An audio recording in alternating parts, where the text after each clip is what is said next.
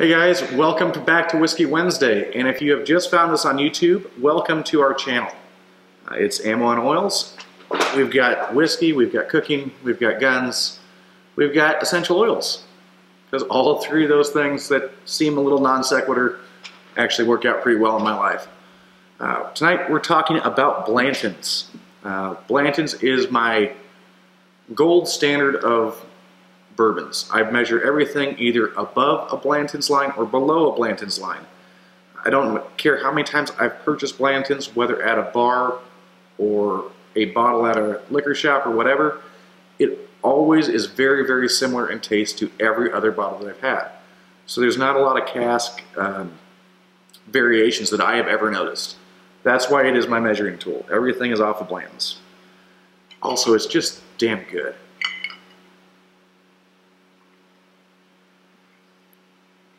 Blanton's has a semi-sweet finish to it. It's a little bit oaky. Obviously, I've got the big ice cubes tonight, so it's not watered down very much at all.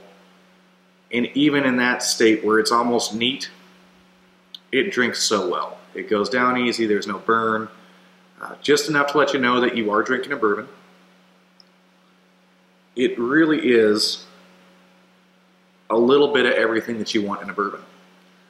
Now, if you're looking for something that is more on the sweet end or more on the smoky end, those are available, those are out there, and we're going to talk about those throughout the different videos that we're going to do. But for tonight, bourbon is what it is, and Blanton's is the way to go.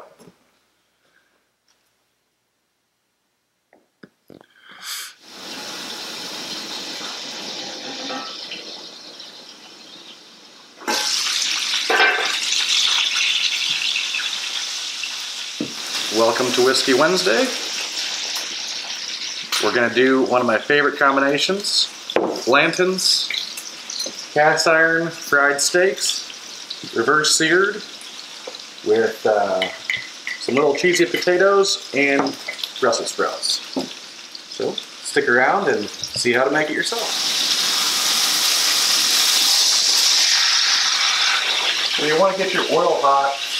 Whatever oil you're going to fry in, you want an oil that you can get pretty hot without it getting smoky. I don't have a whole lot of options right now, so I'm using extra virgin olive oil. It does get smokier at a lower temperature, so you might notice smoke floating around. So if you can do it outside, that's a little bit better. You want to get your oil nice and hot, so when you drop your steak in, you want to get this nice crust on it. So if you look at the fat that's in the meat, how it turns yellow and kind of a golden brown, you want that to happen as quickly as possible. What you're doing there is you're keeping all the juices inside the meat, and that's all the sear is for. We're just trying to keep the juices in the meat.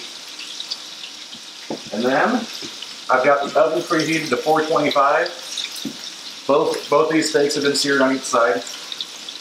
We're going to take that sucker and shove it in.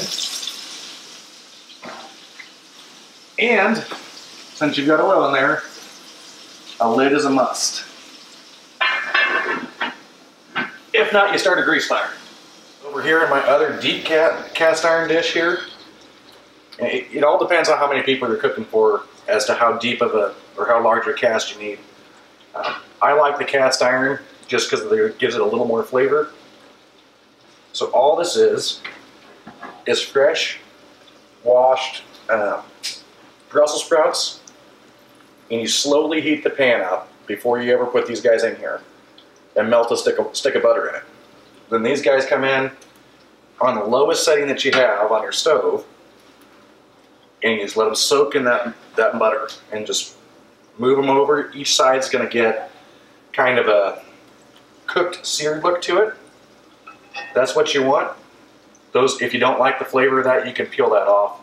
But the slower you do this and the longer you do it, the more tender these things become. I like to get it to where it takes about 20 or 30 minutes to roast these, but when they're done, they're still a little crunchy on the inside and really soft on the outside.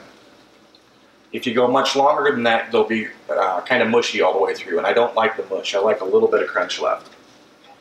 All right, folks, so this is what you get when you pan sear. You get that outer crust, and then you go finish it in the oven. I did it in the oven for 11 minutes. So sear on the outside in your cast iron, throw it in the oven for 11 minutes, and you get that nice medium rare. This is also my baby. I waited a very long time to have a nice kitchen knife. They're a little pain in the butt. You cannot machine wash these. It's all hand washing. I got it from Amazon. It is a Zelite, Japanese Aus-10 Damascus steel knife. They are outstanding. They stay sharp. They're a little spendy, but if you cook and you want a good knife, you just can't beat them. I would like to go back and get the 4-inch knife as well so I can do a little bit better trimming and boning than you can with the 8-inch chef's knife. But for an all-around knife, you can't beat an 8-inch chef's knife. I'm just grateful for it. It's an outstanding whiskey. It's a moderate price. It's something that everybody can get if you can find it. So I am always grateful when I do find it.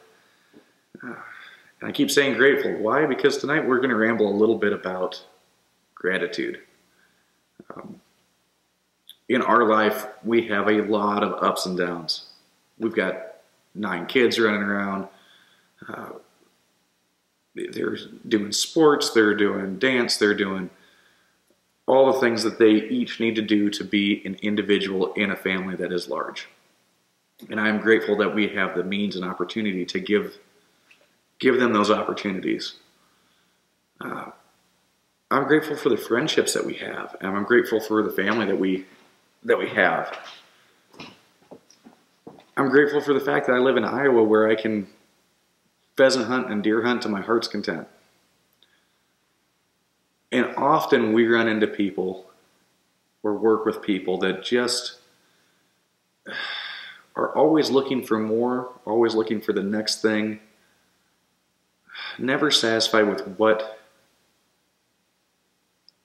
has already been given.